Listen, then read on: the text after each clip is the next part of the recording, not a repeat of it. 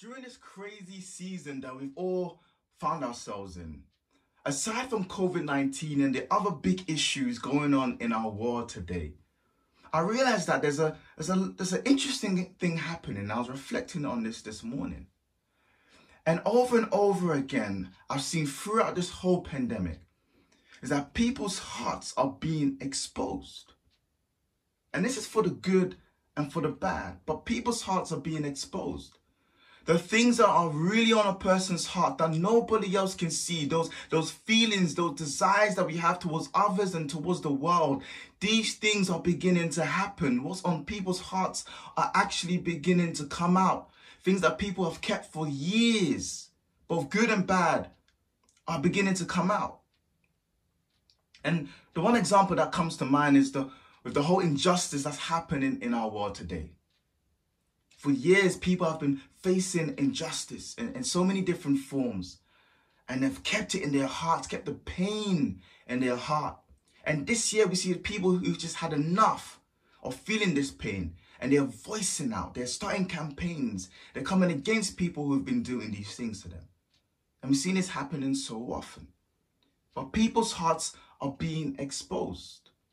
We still see people with good hearts who are continuing to do good things even in lockdown. And people who have evil hearts and bad intentions towards others are continuing to do these things. I don't think we've seen a big drop rate in the crime that we see happening. People are still doing crime. People are still doing evil things. But our hearts are being exposed for what's truly in there. What's truly that nobody else can see. These things are coming out. Our hearts are such a big aspect of who we are. It's a big part of who we are. I'm not just talking about our organ. I'm talking about our hearts, which the Bible connects with our feelings, with our emotions, with our decisions, with our desires. This is such a big part of who we are. That's why the heart is such a big topic, and the Bible speaks so much about the heart. But what happens in our hearts will eventually begin to come out. Eventually. Whether we suppress them, these things are deep in our hearts and it will eventually begin to come out. And again, this could be for the good and this could be for bad. But what is in our hearts has the tendency to control us, has the tendency to drive us.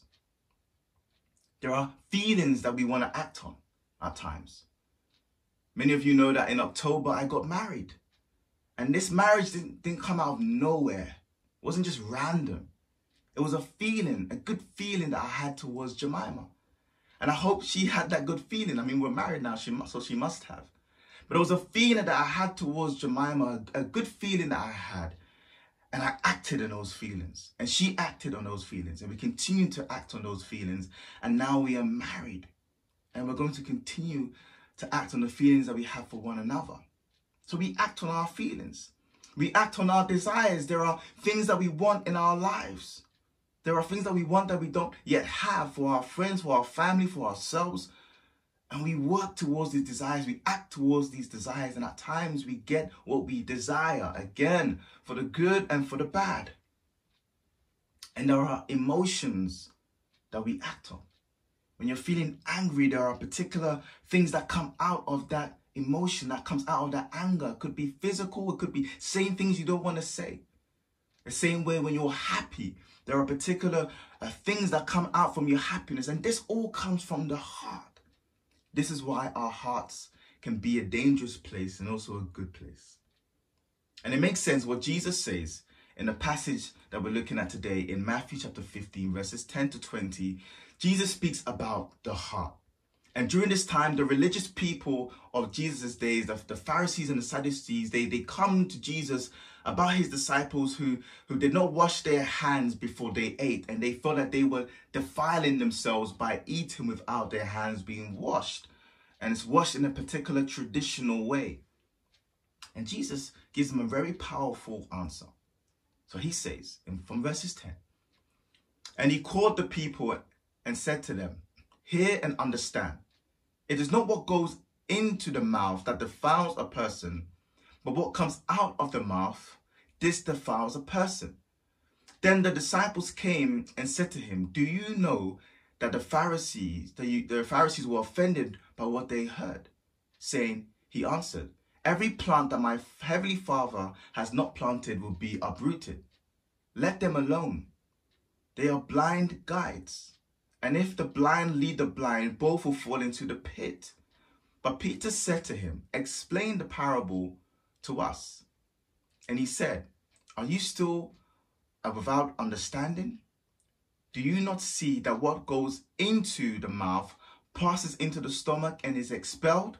It's a nice way to put it.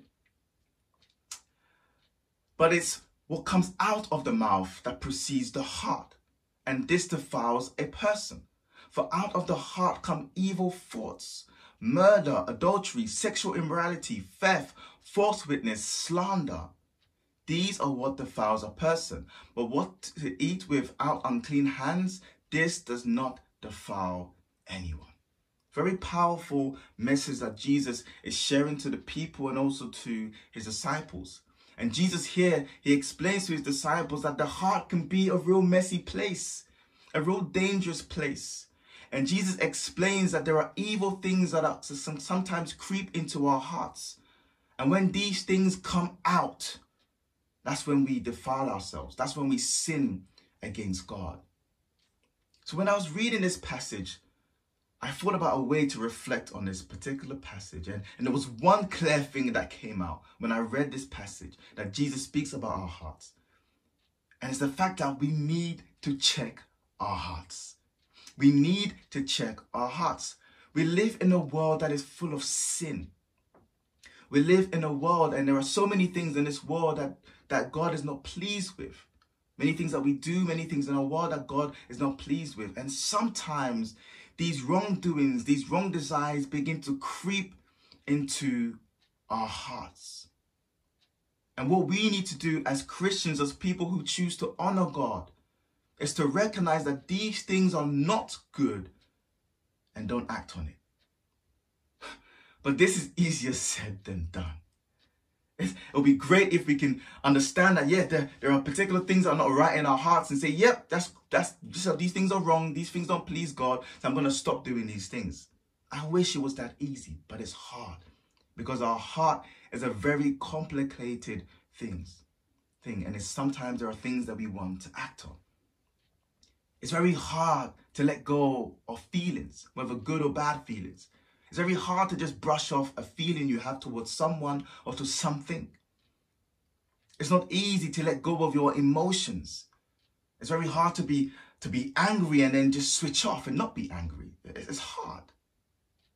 It's not easy to let go of your thoughts, whether good or bad thoughts that you have dwelling in your mind. And there are times when we have ungodly thoughts, ungodly feelings, ungodly desires. And in those moments, we don't even want to think about Jesus. We don't want to think about the Bible and what's wrong. We want to gratify the flesh. We want to do what our heart is saying. But the bad thing is that these things can be evil and destructive and against God. And this is why it's so important for us to consistently check our hearts. And it's so important that we recognize the ungodly thoughts and ungodly feelings that are creeping into our hearts from the very beginning. Because if you don't, you're going to allow it to grow and grow and grow and manifest. And that's where we're seeing people coming out with all sorts of evil words, all sorts of evil thoughts towards other people. And they're beginning to act on these things. It starts very small. It starts as a thought or a feeling that is wrong and ungodly and begins to grow and grow and grow and grow and becomes very destructive. And there's so many examples I can give for where someone just had a feeling towards someone or ungodly feeling or thoughts against something, and they didn't deal with it, and they just grew and just destructed themselves. It's so important that we check our hearts. But how do we do this? How do we check our hearts? I've got two simple things, but again, easier said than done. Hard things to apply. I think the first thing that we need to do is be vulnerable to ourselves. You see, I'm someone, when I was growing up, I had mentors around me, but I still found it hard to be accountable or to be vulnerable to people I should be accountable to. And I think we can we can find this to be a difficult thing, especially when we are doing things that are not right. It's quite hard to share our wrongdoings or our dirty linen.